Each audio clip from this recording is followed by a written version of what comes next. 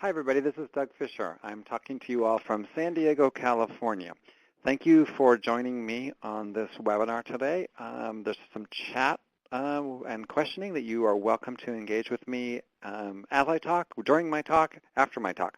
So I hope we get to think about how to make assessments more actionable, how to lead learning through the use of tools that help us understand students' thinking. I want to show you my current sentence thought that I'm kind of obsessing over. I think that we need to give some thought to this. I believe every student deserves a great teacher, not by chance, but by design. And I think about these words, each of them intentionally chosen in the work that Nancy and John Hattie and I have done. We really think that this phrase has to get taken apart and understood in a whole new way. So I'm wondering if people want to put some comments in the chat, like which phrase or which sentence jumps out to you and perhaps why. I'll just pause my talking for a minute and let you think about every student deserves a great teacher, not by chance, but by design.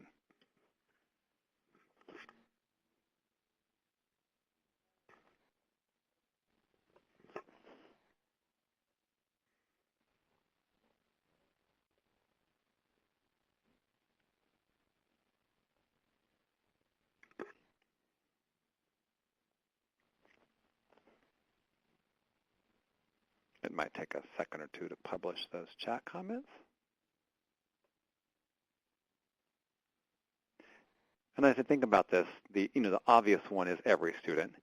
And I appreciate Christy just writing, it's not by chance. And I worry that a lot of places in one third grade classroom, you could have an amazing experience. In another third grade classroom, not so amazing. Or in one school versus another school. That I worry that we've left education a little bit too much to chance. And that we don't want to do is tell everyone there's only one way to teach. There's not just one way to teach. But there are design principles that really work. And I appreciate Kathleen's comment, like what kinds of designs? What designs work? We could also have a conversation about what does it mean to be a great teacher? And people have debated this for decades. What does it mean to be great? In part, I think to be great, you have to know what your students know and what you're going to do about that. And then you have to design learning experiences for students. Nancy and I have been working on this for a while, our thinking around design, and we propose that the lessons all have to do with these phases, that when we design learning for kids, that we're designing it around different phases for learning. Some people see these graphs, these graphic here, and they think we mean that you must start at the top with focused, then go guided, then go collaborative, then go independent. We've never really said that. We've never written that. But there are times in a lesson where teachers have more of the responsibilities. And there are other times in a lesson where students have more of the responsibilities. It's this delicate balance going back and forth. I'll talk them out of order because I think they can occur in any order that makes sense. So when I think about collaborative learning, I'm looking for students interacting with one another, talking to each other, using academic language.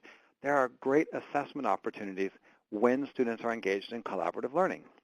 If I go to guided instruction, getting kids prompting and cueing and questioning and thinking and not giving them direct explanations, but really guiding their thinking through small group or whole group interactions, there's a great assessment opportunity.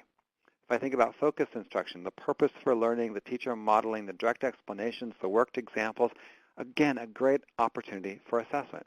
And then independent learning, when kids are asked to apply what they've been taught, an excellent opportunity to figure out what they've learned. So I don't want to leave us thinking that assessments are only useful after the instruction has occurred. We can use assessment tools, checking for understanding approaches, all the way through our instruction to see what is sticking and what adjustments we need to make. Learning is not a linear process. It's more recursive and cyclical, and teachers can take actions to get kids to higher levels of learning. And I think each of these four components have to be present in every lesson we have for students. Each of them play an important role in linking assessment with instruction. So here's a poll question for you. Which of the four questions do you believe is the hardest to implement? So why don't you take a guess, or maybe you informed decision, choice, and let me know what you're thinking. So choose one of those four. Which do you think is the hardest for teachers to implement?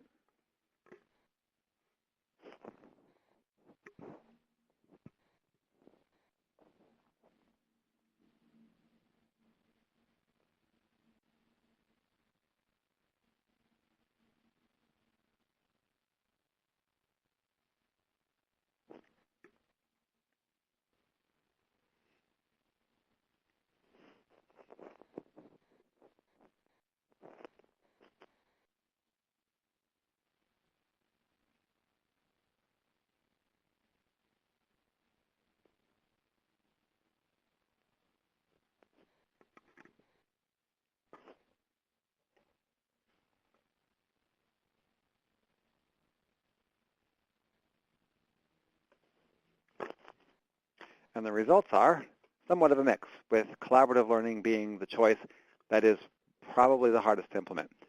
I think there's some truth to this, with teachers having a hard time giving up control, maintaining order, that there is some, how do you hold kids responsible during collaborative learning?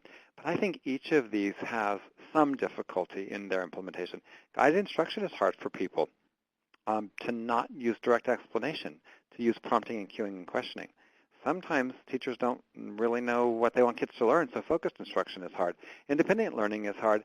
I see the comment about teaching in kindergarten. They still have to be doing independent things and showing their understanding independently, but it's hard because they want to talk to other people, they want help, etc. So each of these has some complexity to it. Each of these has some stretch or struggle, but all four of them are equally important in helping us as teachers figure out what students understand and then what we do about that when they don't understand or have errors and misconceptions. Based on that instructional model, we've been talking a lot about how you build an assessment system, not an assessment tool, but how do you build then this idea of a formative assessment system that rolls out across time so the teachers are informed and make informed decisions. And we've been arguing that it takes four parts, that there's a feed-up mechanism, that you understand the purpose for learning and what kids are supposed to be thinking about and learning each day. There are procedures for checking for understanding, that students deserve feedback, but feedback is kind of a blunt tool, and then feed forward, about how you take what you see in that data and do something instructionally with it. So we'll talk about each of these four in a little bit more detail so we get a sense of how to make the assessments more actionable, taking action, doing something with the assessment information. And we'll start with the idea of feed up. What is it we're learning anyway? Why are we doing this? What are we learning? This, having an objective, having a purpose and a learning intention, a learning criteria is really important and gets skipped so often. A lot of us think back to our teacher school days and say, oh, yes, I had to write an objective. I'm done writing objectives. But if we don't know what we want students to learn, it's very hard to assess to see whether or not they've actually learned that. So I'm going to spend a couple of minutes on this idea of purposeful instruction. For example, I think part of what we want kids to know each day is the content objective. What is it where kids are going to learn today?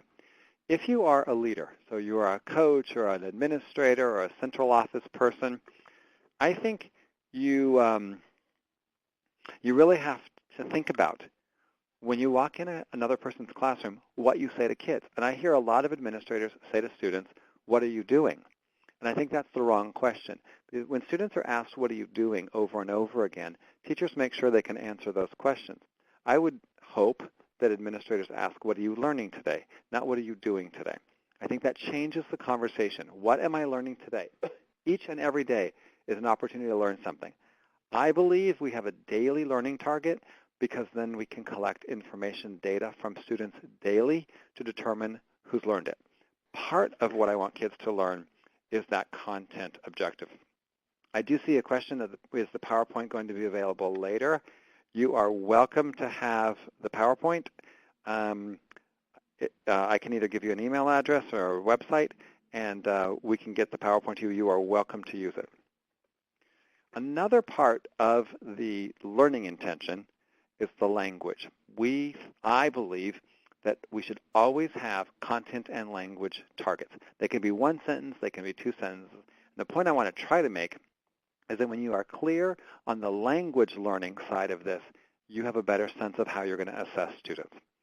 Because the content is what they're learning.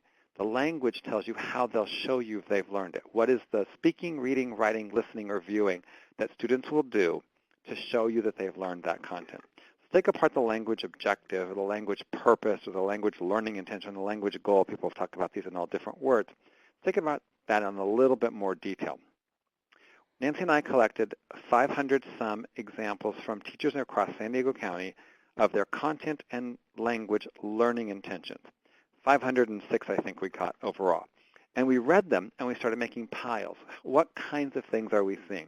And as an overview, one of the things we saw was that teachers could focus their language learning on vocabulary. Other teachers focused on the structure of language, how the vocabulary is used in sentences to express ideas. And we saw places where it was the function. So what are those ideas for? What are kids are doing with them? And we thought a lot about this because those language purposes build across time and give really good assessment opportunities. So more detail on those three concepts. Vocabulary. To take apart vocabulary, one of the areas we might set the purpose on is the specialized words. Those specialized words that change their meaning in different content areas and different contexts. These are the words that are kind of hard to learn. If I say to you, bias or simplify, these are hard words for kids to really know for sure. They know how you're using it or how the author is using it. So we might set our purpose to have kids learn specialized words. Like the author is using the word process here. What is it really meaning? And then we would assess kids on their understanding of these specialized words. Alternatively, we could focus on the technical words, the words that have generally one meaning in one content area. They're the bricks of our language, and they could be also used for an assessment opportunity. If I really want students to know a bunch of terminology around volcanoes or tectonic plates, then I need to assess, have they mastered that vocabulary? That may not be everything that I need for my students to know, but if my language purpose is, today you got to learn the words so that we can use them in other things, I should assess whether or not they've learned the words. We could also assess the structure of the language. These are things like, are they using the correct grammar and syntax? Are they deploying the right rules of the language to make sense of their argument? Or are they using signal words? So I might say to students, when you're talking today in your lab, I want to hear you use the process words in chronologic order. I want you to say, for example, first, then, next, and finally. And you can listen for that language to see if the flow is correct. And last, under structure, you could have sentence frames or language frames for kids to apprentice to more academic language. So there's a lot of stuff here we're talking about in terms of language. So far, for the language purpose, we have two choices, vocabulary or structure. Under vocabulary, we have two choices of those specialized words or those technical words. Under language structure, you can work on grammar or signal words or frames, helping kids figure out the structure of the language. And then the third category, lots of choices, are the language functions. For what reason are we using language? Here's a couple examples. I might say I want you to express an opinion, or I want you to disagree with your partner. I want you to put ideas in sequence. I want you to persuade. I want you to inform. I want you to evaluate. There's tons of ways for which we can ask kids to use the language. If I say I want you to summarize an argument, that helps me figure out what I'm teaching and what assessments I need to use to determine who learned it. Here's an example from our collection of data. So the same content objective could have different language purposes depending on what the teacher was trying to accomplish. Let's say, for example, the students were learning about the phases of the moon. One totally legitimate language purpose is, I want you to be able to name the phases of the moon. That's a vocabulary-related purpose, and it tells you right there how you're going to assess students. If they understand it, they can name each of the phases of the moon. Now, you might argue that's pretty low level. It's kind of a recall and remembering kind of task. But your language purpose tells you what to expect of students that you can then determine, was the right level of cognitive rigor being applied. There's nothing wrong with learning words. Hopefully kids can do something with those words. So you might have a language purpose that says, I want you to use sequence words such as first, next, last, finally, whatever, to describe the phases of the moon. That's more of a structure-related language purpose. And again, it helps you figure out what you're going to assess, because students are going to have to put these concepts in order, and they're going to have to use language. First it goes there, then it goes there, next it goes there, and you'll understand from students what they got out of the lesson. Third, you might say, I want you to explain how the moon, earth, and sun move through the phases. So you're looking at an explanation. That could be oral, that could be written. It helps you think about how to assess students' performance. When I visit classrooms, often I only see a content learning intention or objective. There's what we're going to learn today. And that's useful. Kids should know what they're going to learn today. But it doesn't help the teacher know how I'm going to assess that. The language shows you which ways and what are the ways in which we can assess students' learning, thus their thinking, thus their understanding, so that we can then do a little bit of reteaching as needed. So try this poll.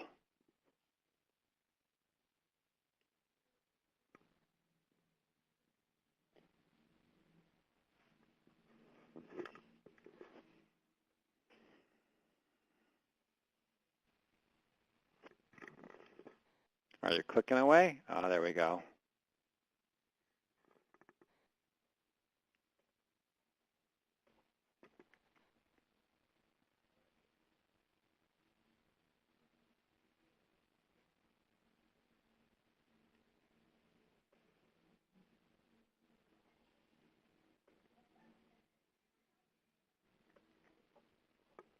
And most people said all the above. And they're all good reasons, and people can have prioritizing. One of the things I notice is when the teacher has a very clear learning intention and it's posted somewhere, they tend to be more focused on the lesson at hand and do less bird walking and going on tangents. Sometimes the learning intention, this is what I want my students to learn today, helps the teacher stay focused on that lesson. Also having a clear learning intention helps you figure out how to use the minutes. None of us have enough time. We all wish we had more time. And I get some frustrated teachers saying, I don't want to have to post a language and a content objective for all my lessons and stuff. And my response is, well, how do you know how to use minutes? How do you know how to assess kids if you don't know what you wanted them to learn? These are important reasons that I think we need to spend some time revisiting the language purpose, the content purpose. What is it we want kids to learn so that we can align our assessments to them to determine who got it, who didn't get it, and what impact we're having on students' learning. Which is very convenient because someone was just asking me about depth of knowledge. Okay, about depth of knowledge and how do we help kids figure out what they're learning, how they'll know this. So this is a great time because I'm going to argue that rigor is for everyone, but we don't know often what we mean by rigor. When I do a teacher workshop, I often ask people to take out a scratch piece of paper and write down their definition of rigor. What does rigor mean to them? And one of the common answers I get is, you know it when you see it, which really isn't very helpful to figure out what we mean by rigor. Nancy and I have been talking a lot about rigor. What do we mean by rigor? What does rigor mean? How can we help people, including ourselves, figure out if the tasks are rigorous? How do we get kids into deeper levels of thinking? And we started having this conversation that to us, rigor is a balance between difficulty and complexity. Difficulty is how much work you have to do, how much effort, how much time you put forth. That's important. Complexity is how much thinking you do, how many steps there are, the background knowledge required. That's more complex. We are not going to be successful if all we do in the name of rigor is increase the difficulty. That's not going to work. Kids can't just do 9 more math problems and assume they're doing complex work. 9 more math problems makes it more difficult, but not necessarily more complex. And often when we just push on the difficulty lever, students like school less. They love complex things, thinking about complex things.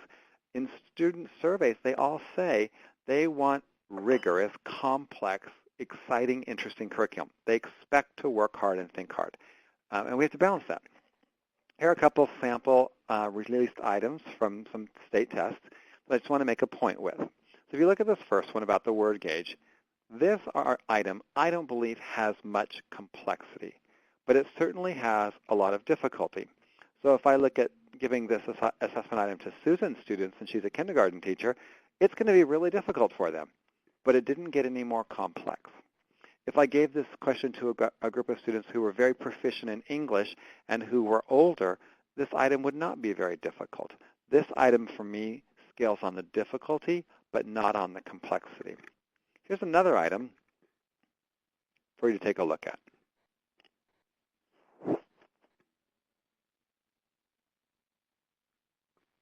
And I would argue this item has more complexity, but isn't very difficult. If you understand estimating and you understand ratios, you can answer this question perfectly well without ever using a calculator. It works for more complexity, less difficulty. And that got me thinking about this guy named Mark. And Mark is fascinated with the number pi, and he can recite it up to 15,314 digits. He's memorized pi at huge amounts of digits. And I thought about this, that is our society more enamored when people do hard tasks or complex tasks? And I think we end up with a lot of situations where people are celebrating difficulty and not complexity. And in our school, where I work, we've done a lot of parent work helping parents understand the value of complex tasks and celebrating when their kids complete complex tasks. That led us to this conversation about maybe our differentiation needs to be more focused on the difficulty and maintaining the complexity. Maybe we need to think about, for students with disabilities or English learners or kids who have medical needs and are absent a lot, how do we maintain the complexity and differentiate difficulty so we can still push their thinking? There are 4 quadrants of how we can think about this. So we can think about the tasks that are low difficulty, low complexity, high difficulty, low complexity, low difficulty, high complexity, and high, high. All of these quadrants are important. One is not more important than others. They're equally important. Some of you are taking some notes as you listen to me. You're writing down things, you're typing a little note here or there because you're trying to think about things. So I would argue note-taking is a low difficulty, low complexity task. It's not an unimportant task. It's just not that hard or not that difficult. That's an important consideration. Each of these areas are important. They do different things for us. Oops. No. There it goes. This should be showing us 4 different words coming up. Sorry about that. So in the lower quadrant, the low difficulty, low complexity task, I call that the fluency quadrant. That's where we help students develop their procedural fluency, their conceptual fluency, their automaticity, if you will. They're not difficult tasks, they're not complex tasks, but they do build your fluency. Moving over to the high difficulty, low complexity task, that's where I think stamina occurs. And I hear a lot, I get a lot of comments on this. My students don't have the stick-to-itness. They don't stay with the task. They give up easily. Some people talk about Carol Dweck's mindset here. We have to help students develop their stamina, and some of the tasks and assignments we give should build that stamina. And if we're having kids struggle with stamina, our assessment information shows us that they knew how to do it, they just gave up, then we have to work on stamina. The quadrant that's low difficulty, high complexity, you can see says strategic thinking. This quadrant builds students' ability to think more strategically. They think metacognitively, they plan things, they realize that that's the quadrant that gets a lot of attention. How do we develop strategic thinkers? Which means we need to reduce the difficulty, but increase the complexity. The last quadrant, the high, high quadrant, which is where we all want to end up, but we have to think about what it takes to get there, we call that the expertise quadrant. That's where we develop lots of expertise with our students. They know stuff and know how to use the stuff they know. No, now it's going to go in a different order. So those are the 4 quadrants for me. The low difficulty, low complexity is fluency. High difficulty, low complexity, stamina. Low difficulty, high complexity, strategic thinking. And then the high, high quadrant is building expertise. That's where we want to have kids end up with. But if I design a unit and I design assessments, I should be assessing all of this. I should assess their fluency. I should assess their stamina. I should assess their strategic thinking. And then I should assess their deep knowledge. So that was a long answer to the question I got, but a very appropriate thing to think about in assessments, because am I linking my assessment to what I wanted my students to learn? Now the quadrant question. Which quadrant do you believe would be most neglected?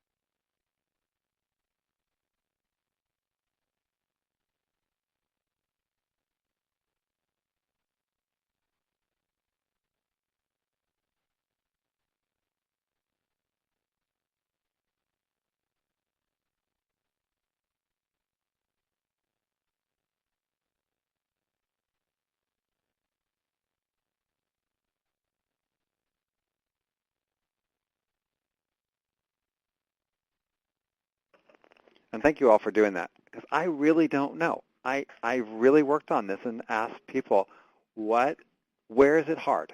So we're seeing a pretty even split. People generally believe conceptual and procedural fluency is easier. And often in math, we see a lot of that. But I'm interested in this because we have to figure out how to do these things for students. How do we help kids do all four of these things? And when do we ever get to expertise? That's where we're thinking about in the whole idea of feed up, the purpose for learning. Is it matching my assessments? Do I know what I want kids to learn? What's the demonstrated mastery? And once I have that, then I have to check for understanding. How am I doing? How's it going? What am I understanding? What am I understanding? Sometimes, however, teachers don't do good checking for understanding. They might say something like, did everybody get that? Any questions out there? Does that make sense? Okay. Those are not really good checking for understanding tools. These are better tools to check for understanding. When Nancy and I asked teachers to submit their best ever way to check for understanding, we collected hundreds of examples, and we categorized them into ways that teachers could check for understanding. There are lots and lots of ways. There's not just one way. Checking for understanding has to be linked to the purpose for learning. What do I want you to learn?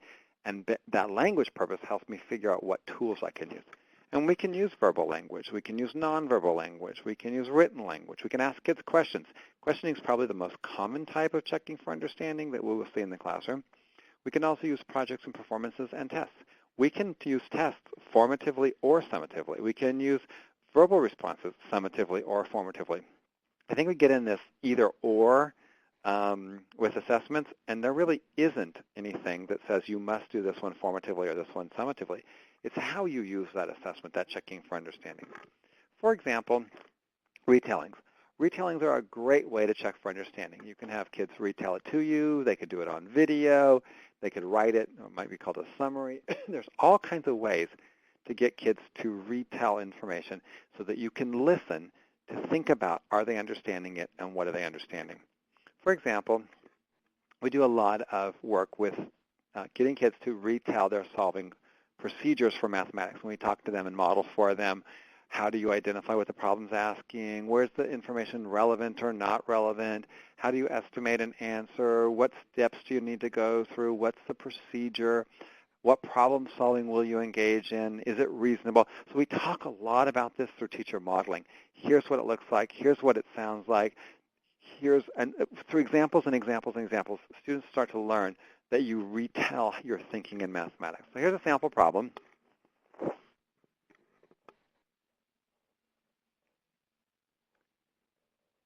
And there's a student. Her name is Wendy. I have a transcript for you.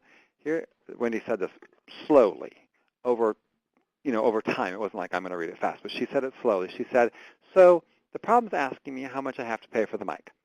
The information I know is the price and how much tax they make you pay. I think it has to be more than $129, like maybe $150, because the tax is on top of the price. I have to add the tax to the price. But I have to find out how much the tax is. I think you multiply. So I did $129.99 times 7, but that's $909, and that is too much for the microphone. The answer isn't reasonable, but I don't know why it didn't work. And we've captured a whole bunch of these scenarios, oral retellings, summaries, written work, all kinds of things.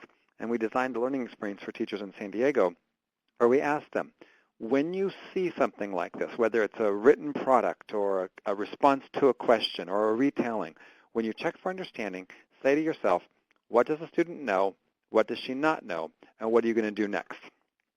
And we've practiced and practiced and practiced this, because what happens often when you get this response from a student like Wendy is you start all over again at the beginning and teach forward from everything.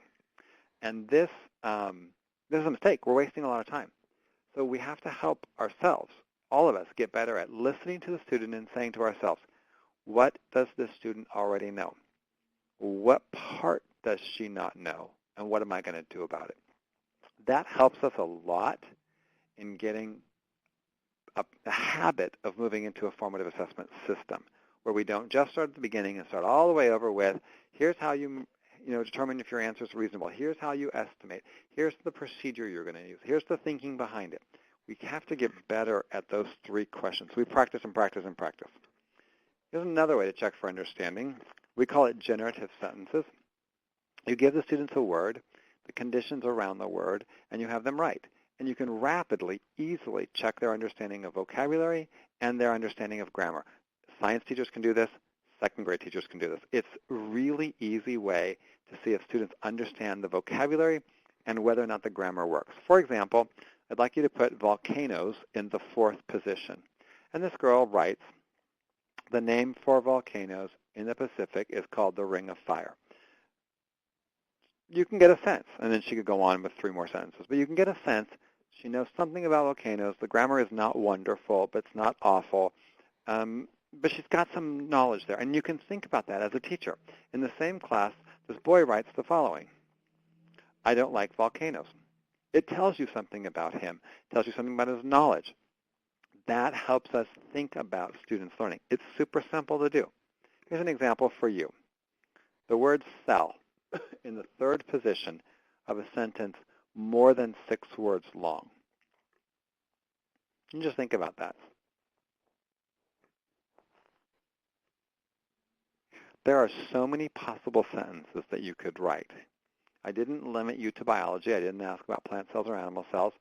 So some people might think about their cell phone. One of my favorite sentences was from someone in a training, a jail cell is not a good place to make friends. There's all kinds of different sentences that you could write that tell me what you're thinking about this word and how this word works and how the grammar works around it. Alternatively, here's another one I could ask people. Some people don't like this because they don't like to start sentences with because, but we are allowed to start sentences with because, as long as we construct the sentence correctly. Because I said so, comma, that's why, is a sentence. Or capitalized constitution in the last position of a sentence exactly 10 words long. Think about what you will know when students do this very simple checking for understanding. If this is your purpose, then these are good ways for them to demonstrate their understanding.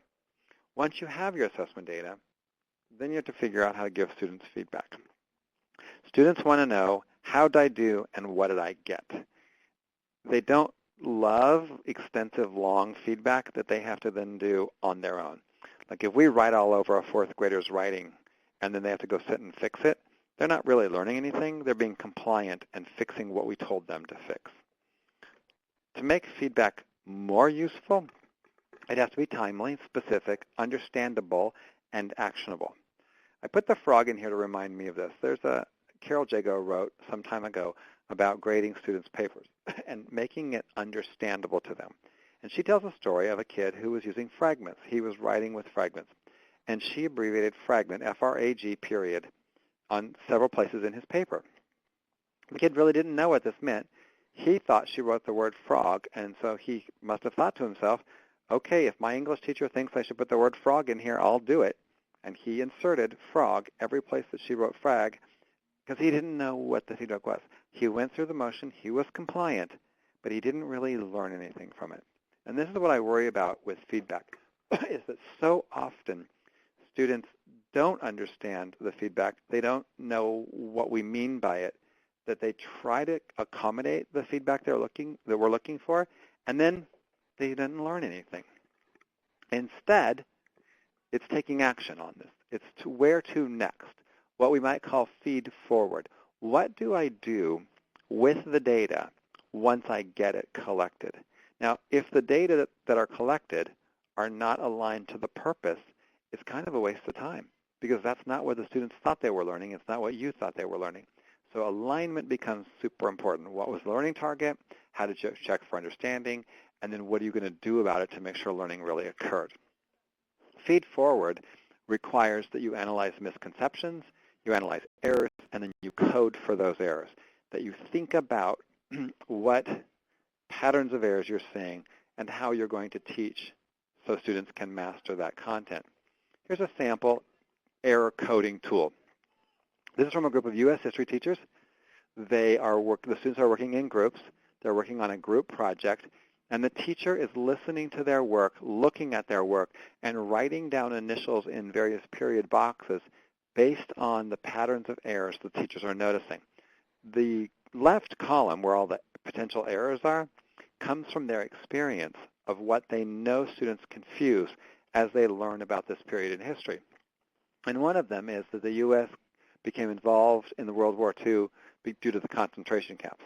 There are a lot of adolescents who believe that's the reason the U.S. got involved in World War II. And there's a lot of movies, and they've seen a lot about that. They've talked about that. So there's a reason why that misconception occurs. But even when the teachers are teaching against that misconception and talking about here's what happened that led the U.S. into World War II, a lot of students, that misconception is still there for them. So we're on the lookout for that. What countries were involved? Where are those countries located? These are the things that the teachers are looking for. If they don't have a tool like this to record the errors and misconceptions, it's really hard to remember where and when and to whom we need to reteach. The way we become more precise in taking action on those assessments is to have some sort of recording system. So I know if I have 4 kids who I need to reteach or if I need the whole class. We have to get better at keeping track of the data. If we just write on students' work and give it back to them, our data gets out, leaves the room, and we have to rely on our memory, and we reteach the most common errors that we can remember, and that becomes way less precise. Here's another example. It's from grade 2 math. So you can see the students have chosen the appropriate sign for the equation. They've constructed the appropriate equation for the problem, and the teachers put initials in those boxes when students have trouble doing this so they can track who's not making progress, who's not learning over the course of this math unit, who's not mastering this content. At this school, this is an elementary school in San Diego, they think that 4 weeks later, if the kids have not mastered this content in 4 weeks, that they need to consider RTI, that they're seeing early indicators that students are not responding to the instruction and probably need some sort of supplemental intervention. So there's a deep communication pathway between the instruction, the assessment, and then the intervention efforts that would need to be in place. Elementary teachers see their kids all day long. So like Susan has those kindergartners who are half day or whole day, but it's hard to remember what were the patterns of errors in writing and in reading and in math and in art and in science. So we write it down so we can remember how to group the kids the following day. Again, this one, the teachers met in advance, and they determined what was on the left side in advance. The next one I'm going to show you is more reactionary. These are more planned. This one, which the lines are not showing up on mine, not all the lines are showing up on mine, you'll see that there are lots more errors here that are coded. And this is Heather's. She's only coding errors as she finds them in students' work. She's looking at, as she grades the essays, what is she noticing in their errors. So it's reactionary. They're coding errors as they read them. And if you can see this, supporting evidence in period 4 is very problematic. That the majority of kids in period 4 did not support their writing with evidence. And my point here is it's super hard to remember this. And if you graded a bunch of papers and you wrote lack of evidence or include evidence or cite evidence over and over, you might think the problem generalized across the whole day, and you might end up reteaching periods 1, 2, and 5 about supporting evidence, even though they didn't really need it. Only a couple kids needed that. This helps us determine what action to take when we have systems for coding the patterns around errors. A couple comments I'll make about this. If you look in first period, there's a JC, and fourth period, there's AA. Both of those students have IEPs, qualify for special education services. This is a great tool for general ed and special ed teachers to talk to each other about who is responding to the patterns of misunderstanding or errors that they are seeing in the students' work. And it has resulted in great conversations about what we're going to do about this. What are the actions we're going to take based on the patterns we're seeing? And a lot of the time, our special ed teachers provide direct services in the classroom to kids with errors, and then they invite kids without disabilities into those interactions under incidental benefit and provide some instruction on those errors. At the same time, the general ed teacher is meeting with kids, which might include students with or without disabilities, and they're providing instruction on the errors they're seeing. We're becoming way more precise, and we're closing those gaps faster and faster because we know what we're looking for in terms of patterns of errors. I've called this error analysis tool, and I probably shouldn't call it that because we don't actually know it's an error until we talk to the student. It's probably more accurate to say it's an analysis of potential errors. I think there's a difference between a mistake and an error. A mistake is, when pointed out, the learner knows what to do next. An error, when pointed out, the learner has no idea what to do next. Mistakes need to be noticed by someone. They can be noticed by the learner, him or herself. They can be noticed by peers. They can be noticed by an adult. Those mistakes need to be noticed, and then they need to be corrected. Errors need to be taught. An error means the student doesn't know what to do next. And so when we talk to students, we're listening for, oh, that's an error in their thinking. That's going to require some instruction. That's a mistake. It needs to get pointed out. And I think that's helping save a lot of time. A question I get a lot is, how do you have time to do all the formative assessment systems? How do you have time to do all of this? In part, because we're doing it every day, and in part because we're only taking action when it's truly an error. If it's a mistake, it wouldn't require teaching. We also don't go all the way back to the beginning because we're listening or looking for, what does the student already know? What does the student not know? What do I do about it? And I'm going to go full circle and say, once we have these tools, once we have these error analysis tools completed, then we say, do I need to do small group? Is it time for more guided instruction? Do I need to meet with a small group of kids? Do I need to do something with a whole class? Do they need more time with their peers to consolidate and deepen their understanding? Was my assessment strong enough, or do I need to do a different independent task to see if they've got it? That we're always linking back to, based on the data I got, what do I do about it? Is it a whole class? Is it a focus lesson? Is it a small group guided? Is it a whole group guided? Is it whole group collaborative? What do I do about it the next time I'm with those kids, either in live, real time, the next day, the next couple of days? How am I linking what I got from my assessment information with what I do next? Now, I'm going to pause my talking now and see if there are questions you want to ask me, clarifying points that I need to make, things that are on your mind.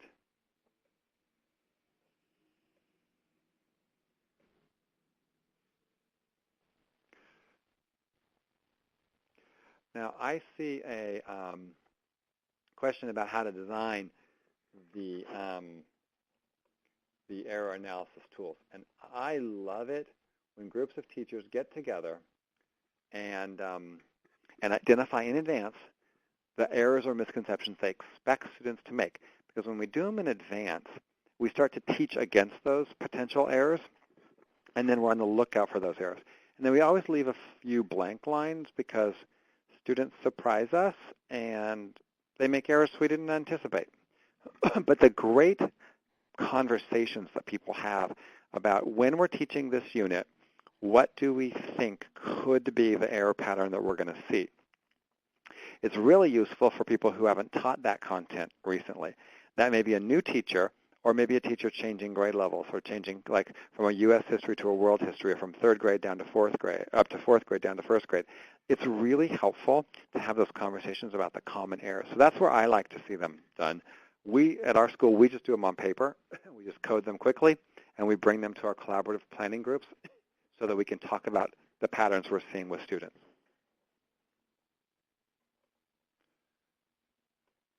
Okay, now I'm looking back for more questions.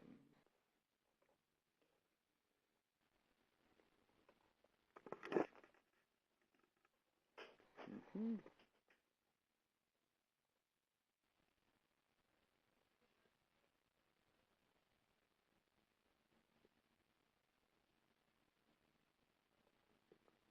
Other questions, thoughts? You want to type it in the chat window? You can type it in the question and answer window. Things that you're thinking about, things you're wondering about.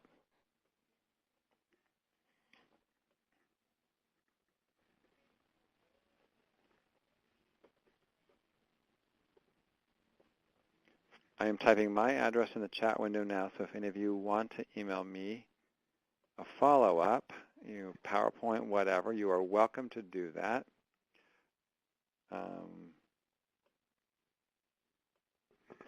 And Kay, I got your message about that. And Scott, I got your message about that.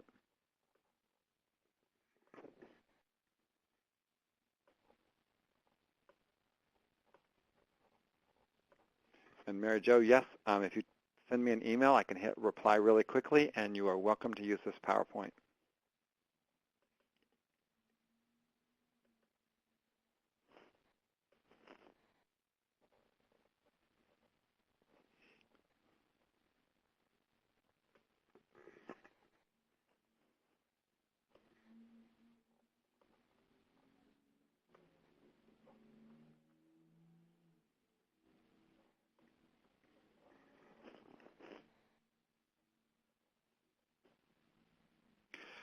I got another question about, is there a good source for generative sentences? I don't have a good source for that. We just tend to make them up based on the words, the vocabulary of the lesson that we're using. So if this is the lesson we're talking about, I put the words in different places, and then I try to make one sentence to make sure it's possible that the word combination will work. And I just find that to be such a fast and interesting way to see if students are mastering the language of the lesson, the content words that we're trying to do.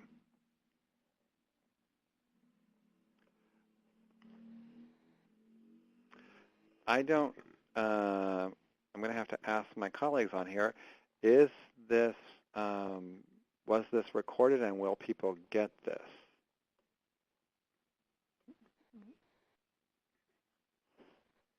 People find that useful. And I just got a response back, yes, they will get the recording of this, so that's great. You can all have at that.